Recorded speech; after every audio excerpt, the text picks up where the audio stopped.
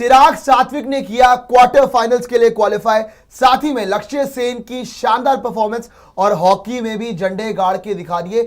लेकिन Paris Olympics 2024 में day 3 Bharat के लिए कैसा रहा, किसके हाथ निराशा लगी और किसके हाथ बहुत सारी अचीवमेंट्स, सारी बातें करने वाले इस वीडियो में। इसीलिए हमारे साथ अंत तक बने रहिएगा, कहीं भी मत जाइएगा, क्योंकि ये है डे 3 राउंड अप और साथ ही में आपको बताने वाले कि डे 4 के लिए भारत का क्या स्केड्यूल रहने वाला है पेरिस ओलंपिक्स 2024 के लिए। सबसे पहले शुरुआत करते हैं भैया यहाँ पे बैडमिंटन मेंस डबल से, जहां पे सात्विक और चिराग ओलंपिक्स में शुरुआत से डोमिनेट कर रहे हैं और आज भी इन्होंने अपनी डोमिनेशन बरकरार रखी है और क्वालिफाई कर चुके हैं ये क्वार्टर फाइनल्स के लिए, जो कि बहुत बड़ी बात है। बाय द वे आज तो इन्होंने पूरी तरह से डोमिनेट ही करा है और अब जगह पक्की हो गई क्वार्टर फाइनल्स में।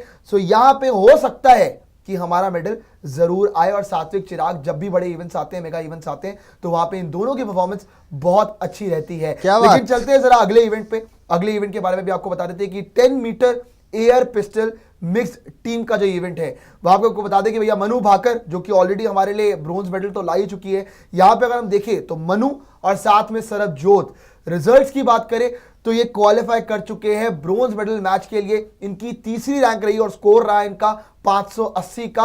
अब ब्रोंज मेडल क्या एक और यहां पे आएगा? Manu Bhaker by the way एक ब्रोंज मेडल तो ऑलरेडी आपके लिए ला चुकी हैं, लेकिन यहां पे मनु और साथ में सरबजोत एक और ब्रोंज मेडल ला सकते हैं। ब्रोंज मेडल मैच होने वाला है जहां पे देखते हैं कि इनकी परफॉर्मेंस किस हिसाब से आती है 10 metre air pistol mixed team के इवेंट के अंदर, किस हिसाब से ये परफॉर्म करते हैं। लेकिन अब आपको बताते हैं अगले इवेंट के बारे में, अगले इवेंट की भी डिटेल्स दे देते हैं कि भैया वहां पे अगर हम देखें 10 metre air pistol mix team, फिर से सेम इवेंट, और वहां पे अगर हम देखें रिदम और अर्जुन के लिए अगर हम देखें वहां पे रिजल्ट, तो रिजल्ट रहा 10वें नंबर पे फिनिश किया। बहुत अच्छा परफॉर्म कर सकते थे, लेकिन परफॉर्मेंस थोड़ी सी बहुत ज्यादा निराशाजनक रही और यहां पे आपका हार्ड ब्रेक रहा।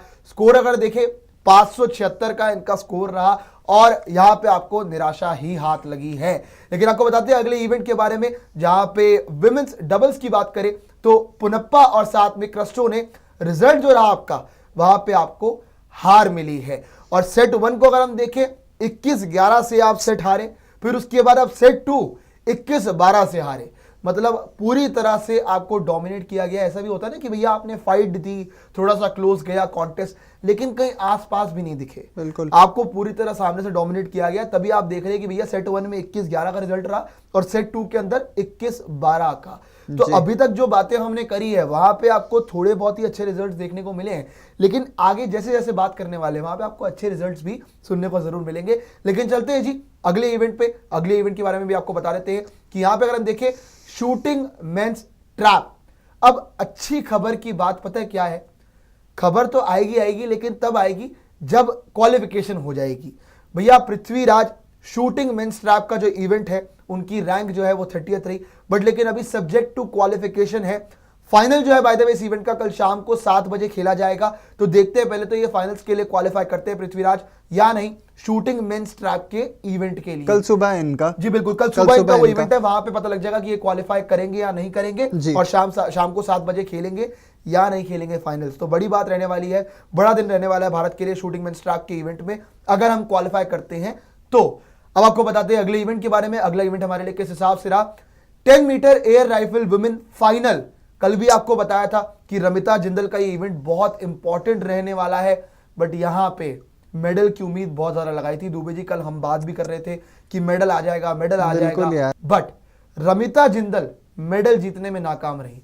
यहां पे उनकी रैंक 7th रही, स्कोर जो था वो आपका 145.3 रहा और फाइनल्स में जैसा कि आपको बताया कि भैया हार मिली।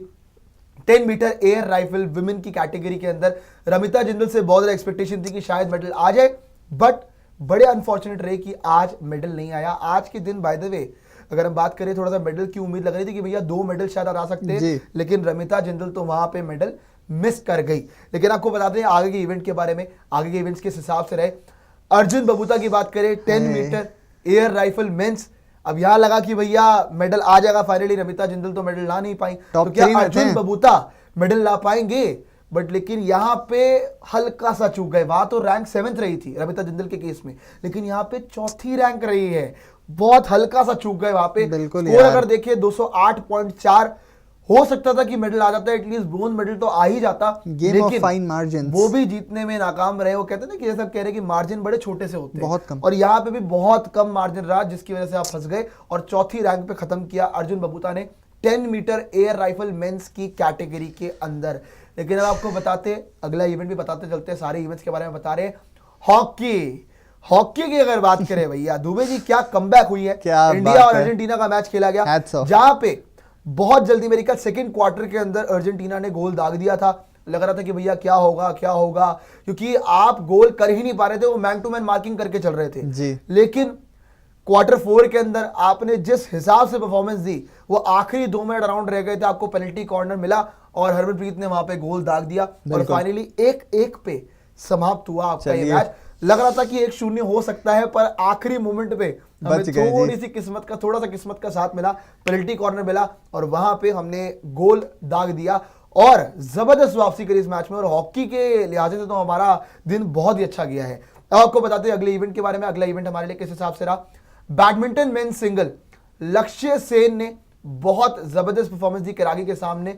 रिजल्ट्स की अगर बात करें, सेट 1 21-19, पहले तो मैं बड़ा हैरान था क्योंकि किरागी की जो रैंक हम देख रहे थे वो 52nd रैंक थी, और अगर बात करें लक्ष्य सेन की, उनकी 19वीं रैंक थी। तो यहां पे लग रहा था कि नहीं, लक्ष्य सेन को आसपास भी आने नहीं देना चाहिए। सेट 1 में आप देख रहे कि भैया 21-19 का स्कोर रहा, लेकिन अगले सेट में लक्ष्य सेन ने बताया कि भैया डोमिनेशन साइड की वजह से हुआ था, क्या होती है आपकी, और 21-14 पे वो खत्म हुआ। पहला सेट 21-19, दूसरा सेट 21-14 पे समाप्त हुआ। अब बताते हैं आपको अगले इवेंट के बारे में भी जरा बात कर लेते हैं कि किस हिसाब से आपके लिए रहा। Men's archery team India versus team Turkey, जैसा कि हम देख भी रहे थे, उम्मीद भी खैर ज्यादा कुछ थी नहीं मेरे को इस आर्चरी के इवेंट से, और रिजल्ट भी आपके लिए कुछ ऐसे ही रहा। 6-2 से आप यहाँ पे हार गए। तो बेसिकली आपके लिए जो ज्यादातर दिन अच्छा रहा वो चिराग सात्विक की वजह से, लक्ष्य सेन की वजह से, और साथ ही में अगर बात करें कि वहां पे आपका हॉकी में भी बड़े अच्छे रिजल्ट्स आपको देखने को मिले हैं। लेकिन अगला इवेंट में जरा बता दीजिए। अब आपको बताते हैं अगले बड़े इवेंट के बारे में, जहां पे मनिका बत्रा ने झंडे गाड़ दिए टेबल टेनिस विमेन सिंगल्स की कैटेगरी, जहां पे मनिका बत्रा ने प्रतिका, जो कि फ्रांस से खेल रही थी, उनको इजीली हरा दिया। 4 सेट, चारों में डोमिनेशन दिखाई। पहले सेट की अगर बात करें 11-9 पे समाप्त हुआ, दूसरा सेट 11-6 पे, तीसरा सेट 11-9 पे, और सेट 4 में जो आपका स्कोर लाइन रहा वो रहा 11-7 का। और यहां पे मनिका बत्रा ने राउंड ऑफ 16 के लिए फाइनली क्वालिफाई कर लिया है, और यहां से लग रहा है कि मेडल हमारे लिए टेबल टेनिस में लोडिंग हो सकता है। तो चलिए फिर आपको बता देते हैं कि डे 4 का स्केड्यूल भारत के लिए पेरिस ओलंपिक्स 2024 में किस हिसाब से रहने वाला है दुबे जी। तो डे 3 मिक्स था, कहीं आशा कहीं निराशा, पर डे 4 होप सो एक अच्छी किरण के साथ शुरुआत करे। और जहां के आप देख सकते हैं 12:30 बजे आपको मेंस ट्रैप में पृथ्वीराज दिखेंगे, जो आज 30 नंबर पे उन्होंने खत्म किया। कल उनके लिए ये क्वालिफिकेशन मैच रहने वाला है, जहां से फिर वो फाइनल्स खेलते हुए नजर आएंगे अगर वो क्वालिफाई करते हैं तो शूटिंग में। इसी के साथ विमेंस ट्रैप में भी आपको कल श्रेयसी सिंह दिखेंगी 12:30 बजे ही। विमेंस ट्रैप में फिर आपको राजेश्वरी भी दिखेंगी वहां पे। तो ये जो तीनों मैच है ये एक साथ होने वाले हैं, और एक साथ आपको देखना भी कहां है, स्पोर्ट्स यारी पर, तो बने रहिएगा हमारे साथ। फिर बात करें अगर शूटिंग की, तो भैया 10 metre air pistol mix team Manu और सरबजोत, जिन्होंने आज ब्रोंज के लिए क्वालिफाई कर लिया है, अब ब्रोंज के लिए वो लड़ते दिखेंगे।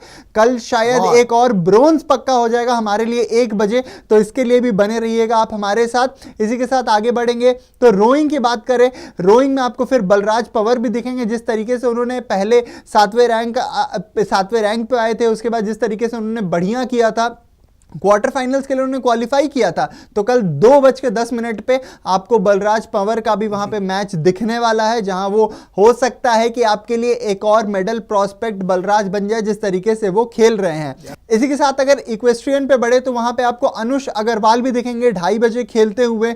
हॉकी में जो आज आपने देखा इंडिया ने जिस तरीके से कमबैक दिया था वो लास्ट 2 मिनट में, कल आपको आयरलैंड के सामने भिड़ना है, और आयरलैंड ने भैया आज ऑस्ट्रेलिया को ना नाको चने चबवा दिए थे। तो कल का मैच बिल्कुल बहुत इंपॉर्टेंट रहने वाला है भारत के लिहाजे से, जो कि 4:45 पर आपको देखने को मिलेगा। इसी के साथ जब हम आगे आते हैं कि आगे क्या होने वाला है आपके लिए पूरा शेड्यूल, तो वो है आर्चरी में आपको विमेंस इंडिविजुअल में आपको अंकिता भगत दिखेंगी, जो लगभग 5:14 5:15 पे आपको ये मैच शुरू होता हुआ भी दिख जाएगा। इसी के साथ भजन कौर भी दिखेंगे। आपको याद होगा मिक्स टीम की जब आर्चरी की बात हो रही थी तो भजन कौर ने बहुत अच्छा किया था, तो शायद यहां पे सोलो परफॉर्मेंस उनका बहुत अच्छा आए। 5:30 बजे से उनका भी मैच है। बैडमिंटन में मेंस डबल चिराग सात्विक जो कि हमारे मेडल कंटेंशन में है, जो हमारे सुपरस्टार्स हैं, वो भी आपको दिखेंगे 5:30 बजे वहां पे खेलते हुए। इसी के साथ आर्चरी में आपको अंकिता भी दिखने वाली हैं लगभग 5:53 5:55 के आसपास में। भजन कौर फिर आपको दिखेंगी, पर ये सारी चीज तब होगी, आपको भजन और अंकिता तभी दिखने वाली हैं जब वो क्वालिफाई करेंगी राउंड ऑफ 64 से, तब वो राउंड ऑफ 32 में आएंगी और फिर आपको इन दोनों का भी मैच लगभग 6 बजे आपको देखने को मिल सकता है। इसी के साथ बैडमिंटन की बात करें तो वहां भी आपको अश्विनी और तनीषा दिखेंगे लगभग 6:30 6:20 6:30 के बजे के करीब।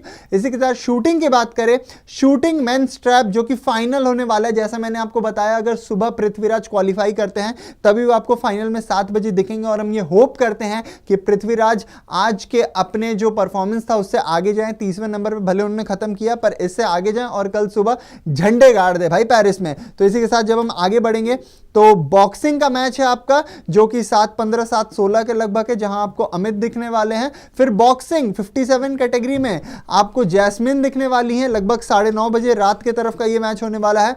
आर्चरी मेंस इंडिविजुअल में आपको धीरज दिखेंगे। धीरज का आज अगर परफॉर्मेंस की बात करें तो कहीं ना कहीं डामाडोल था जो मिक्स्ड आर्चरी टीम थी उसमें, पर कोई बात नहीं, हम होप करते हैं धीरज इज राइजिंग स्टार, या जिस तरीके से वो खेलते हैं, जिस तरीके से आर्चरी में उनका प्रदर्शन रहा है, वो अगर वहां लगभग 10:45 में वहां से क्वालिफाई करते हैं अगर वो राउंड ऑफ 64 में, तो आपको राउंड ऑफ 32 में भी धीरज खेलते हुए 11:30 बजे के आसपास दिख सकेंगे।